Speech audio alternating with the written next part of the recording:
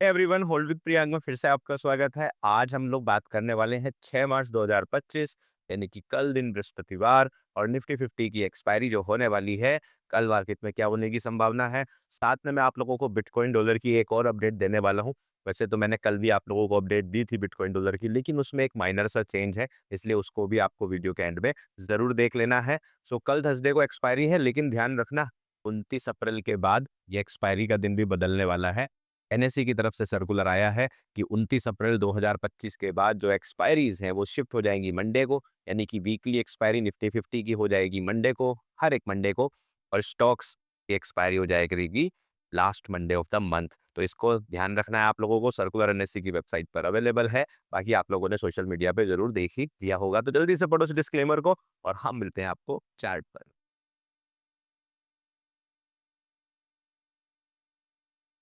तो finally Donald Trump की कही हुई बातें भी अब मार्केट पे असर नहीं डाल रही हैं। ये इसका सबूत है कि इंडियन मार्केट वही करती है जो इसके मन में होता है।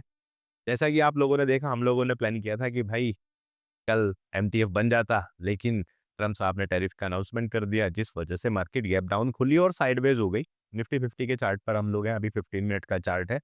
लेकिन हम लोगों ने कल प्लान किया था कि हम लोगों के लिए डिसाइसिव लेवल रहने वाला है ये मंडे क्लोजिंग का 22,119, जिसके अंदर हमारा प्लान था कि मैक्सिमम चांस है बैरिश के, मतलब मार्केट इस तरह से गिर जाए। लेकिन अगर मार्केट मंडे क्लोजिंग को ब्रेक कर देती है तो उसके बाद मार्केट मंडे हाई तक जा सकती है और इस जगह पर हमारा बुलिश एमटीएफ सेटअप भी बन जाएगा। ऐसा हम लोगों ने प्लान किया था, तो वही हुआ।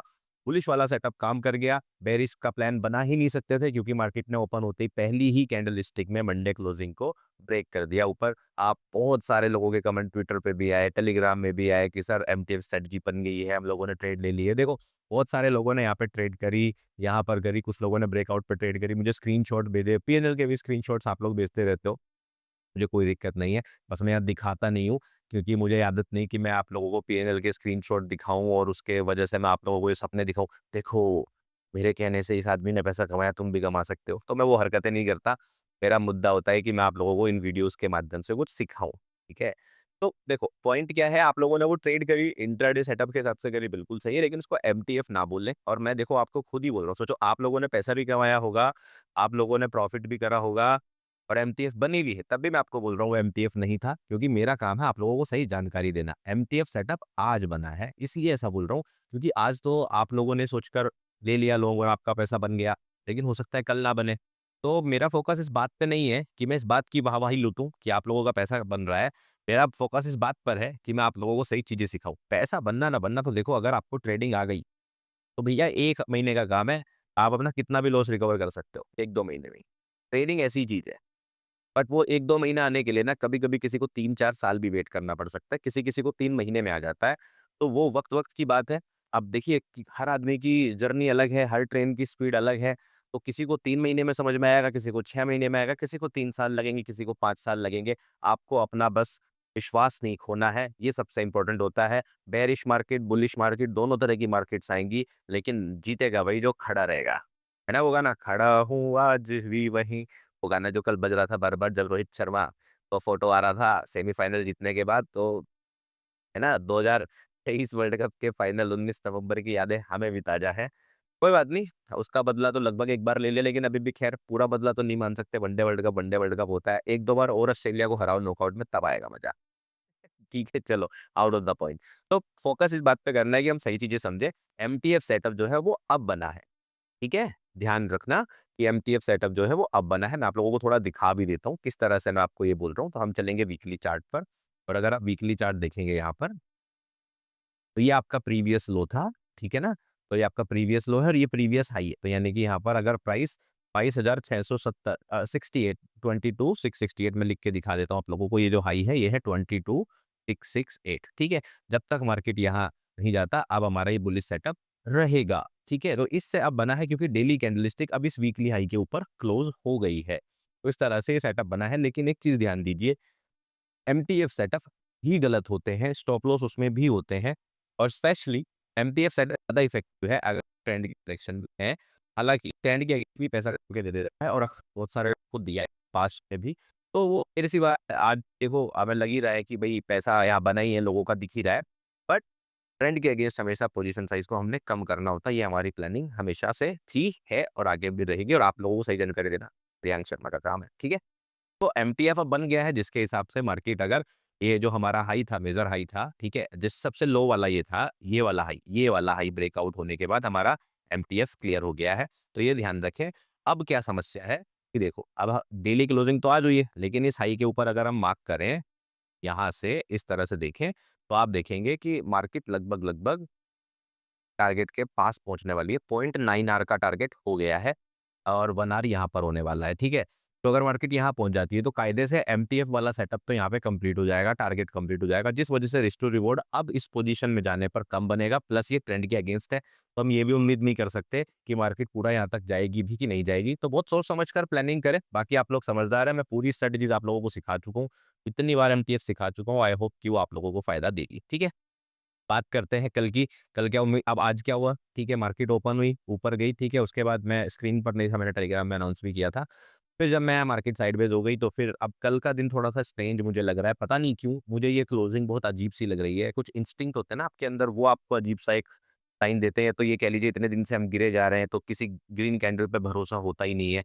ये ग्रीन कैंडल यहाँ से यहाँ तक पुश कर भी पाएगी, नहीं कर पाएगी। तो अभी मेरे दिमाग में सिंपल सा ये कांसेप्ट है कि अगर मार्केट कल का हाई यानी कि 22 394.90, ठीक है? यानी कि जो आज वेडनेसडे का हाई बना है, अगर इसके ऊपर ब्रेक करती है, तो मैं बुलिश हो जाऊँगा। फिर मैं प्लान करूँगा 22,455 और 22,620 आने वाले टाइम में या कल में ही हिट हो सकते हैं। जब तक ये 22,394 हिट नहीं होगा, मेरे हिसाब से मार्केट कल साइडवेज़ या बेयरिश तरफ चलने के चांसेस ज़्यादा हैं। पता नहीं क्यों मेरे इंस्टिंक्ट ऐसा बोल रहा है और अगर ऐसा होता है, तो मैं बेयरिश नहीं हूँ कि इसके नीचे तक शॉर्ट मार दो। बिल्कुल ऐसा नहीं बोल रहा हूँ। तब मैं उम्मीद करूँगा कि मार्केट जो है वापस से इस कंसोलिडेशन वाली रेंज में यानी कि इस जगह के आस-पास आ जाए। उसके बाद प्लान करूँगा फ्राइडे के लिए कि मुझे बुलिश होना है या बेयरिश प्लान होना है। ये मेरा कल का सिनेरियो रहने वाला है। अगर इसके ऊपर जाता है तो फिर मैं सीधा बुलिश होने वाला हूँ। तो ये बात है निफ्टी 50 की, ठीक है? क्लियर हो गया? ये मंडे क्लोजिंग लेवल है, ये प्रीवियस वीक का लो है और ये मंडे हाई है। तीनों लेवल जो कल की वीडियोज़ में थे सेम है। बस अगर आज का हाई ब्रेक करेगा तो मैं बुलिश हो जाऊँगा और अगर नीचे गिरता हूँ तो इस तरह से प्लान करूँगा मैं। अगर ये वाला लो यानी कि 22,128 या फिर आप प्रीवियस वीक का लो मान लीजिए, ये है हमारा 22,100 के आसपास। अगर इसके नीचे मार्केट जाएगी तब हम अपना बेरिश कंटिन्यूएशन वाला प्लान कंटिन्यू करेंगे। ओवरऑल बायस बेरिश है, ट्रेंड बेरिश है, उसमें कोई चेंज नहीं आया है। इंट्राडे बेसिस पर, इंट्रा वीक बेसिस पर हम अपने प्लान्स को बुलिश या बेरिश करते रहते हैं। तो अभी ऊपर की तरफ हमारे मेजर टारगेट 22,620 और 22,455 ही रहेंगे, उसमें कोई चेंज नहीं है। इसी बीच मैंने आप लोगों को पिछले हफ्ते एक वीडियो में बताया था, अभी बताऊँगा किस बारे में बताया था। उसके बाद आप लोगों के कमेंट्स आए और कमेंट्स में क्वेश्चन बार-बार पूछा जा रहा था, तो मुझे वो चीज़ बढ़िया लगी और 3-4 बार क्वेश्चन पूछा गया। मैंने खुद ही जो है उसका पता करने की कोशिश करी और पता करने के बाद क्या पता चला, देखो मैं आपको दिखाता हूँ। यहाँ पर आप देखो, मैं मोबाइल में चला रहा हूँ, लेकिन आपको स्क्रीन पर साइड में शो हो रहा होगा। ये पंच का चार्ट है। पंच एप्लीकेशन जिसके बारे में मैंने आप लोगों को बताया था कि one of the best mobile applications मुझे अभी तक लगी है ब्रोकर्स में।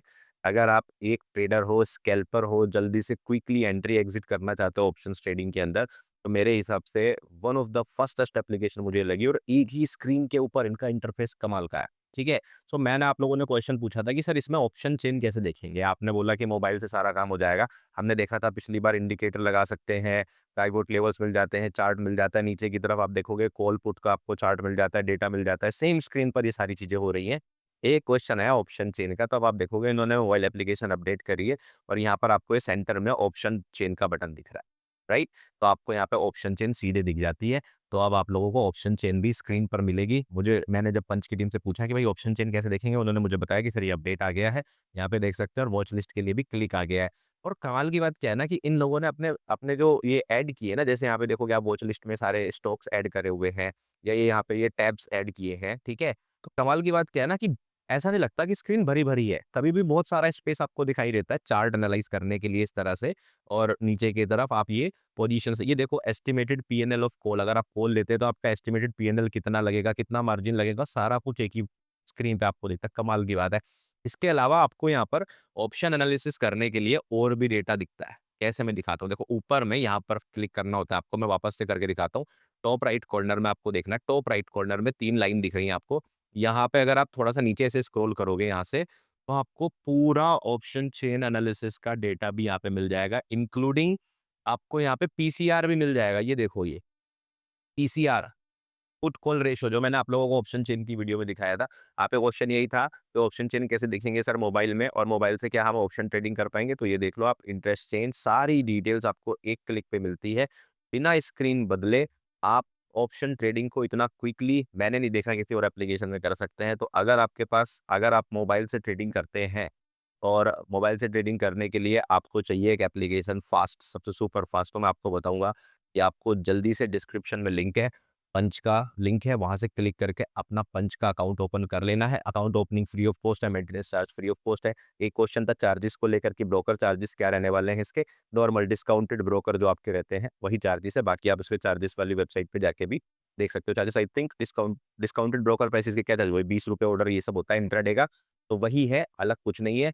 तो आप लोग जल्दी से, डिस्क्रिप्शन में लिंक है, क्लिक करो, अकाउंट ओपन करो। केवाईसी करने में 5 मिनट लगा था मुझे, आप लोगों को भी 5 मिनट लगेगा करके, और चेक करके देखो और मुझे कमेंट करके फिर से बताना कि आप लोगों को पंच एप्लीकेशन कैसी लगी। अब चलते हैं अपने चार्ट के ऊपर।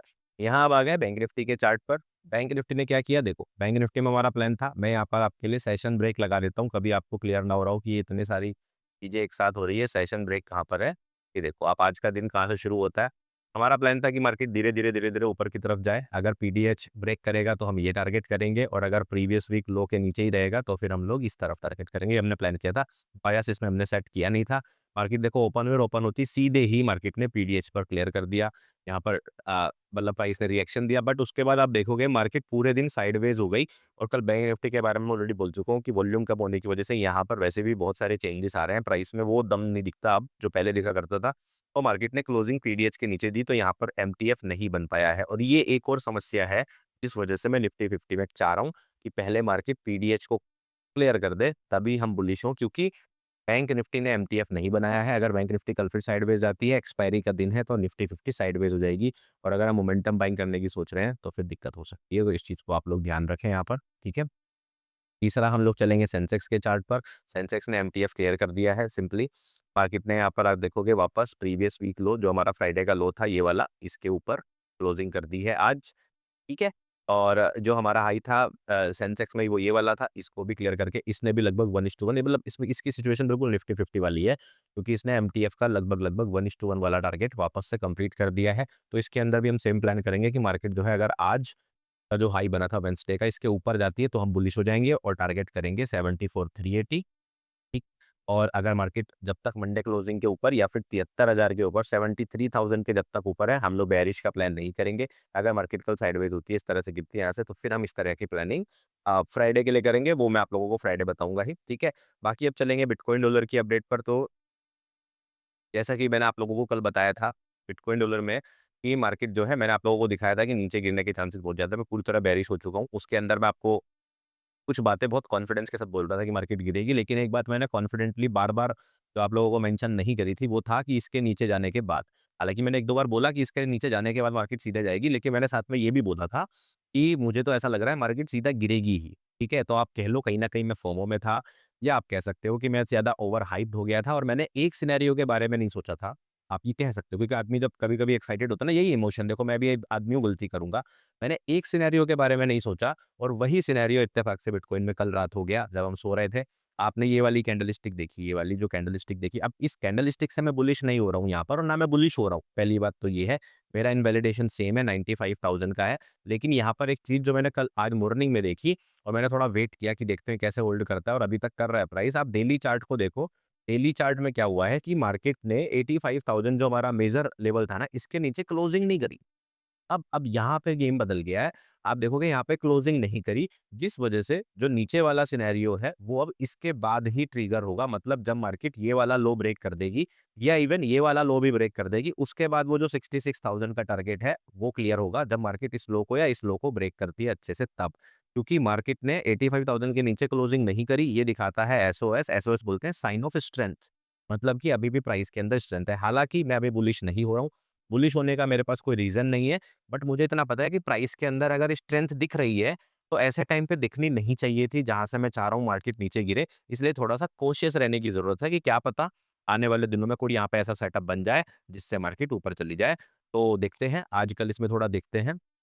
क्या सिनेरियो रहने वाला है, 1-2 दिन आप फ़ोकस करें इसी हिसाब से। तो क्योंकि मैंने आप लोगों को कल बता दिया था कि मार्केट जो है अब यहाँ से इस तरह से गिरनी चाहिए, वो बिल्कुल सही था। अभी भी मेरा प्लान वही है, कुछ चेंज नहीं आया, बट मैं डेली क्लोजिंग जो चाहता था वो 85,000 के नीचे चाहता था, और ये लाइन मैं ऐड करना भूल गया था कल वाली वीडियो में कि डेली क्लोजिंग 85,000 के नीचे होना चाहिए। अब मैंने ये लाइन ऐड नहीं करी थी, तो इसलिए मेरा फर्ज बनता है कि मैं आप लोगों को आके वापस से बताऊँ कि भाई यहाँ पे थोड़ा-सा चेंज है, और इसीलिए आज मैं ये अपडेट यहाँ पर ऐड कर रहा हूँ, ठीक है? तो आई होप आप लोगों को ये वीडियोस पसंद आ रही होगी, कमेंट करके बताना बिल्कुल मत भूलना। बाकी अगर आप टेलीग्राम चैनल लुकआउट कर रहे हो, तो लिंक डिस्क्रिप्शन में है। और अगर जैसे अपडेट मैंने आज की कि मैं बाहर था, स्क्रीन पर नहीं था, ऐसी अपडेट्स भी लाइव चाहिए आपको, तो फ्री टेलीग्राम चैनल का लिंक भी डिस्क्रिप्शन में है। उससे जाके कहीं ढूँढने की ज़रूरत नहीं है, वीडियो के डिस्क्रिप्शन में जाओ और जॉइन कर लो। मैं आप लोगों को मिलूँगा नेक्स्ट वीडियो में, तब तक रखिए अपना ध्यान, अपने परिवार का ध्यान। Take care, bye bye.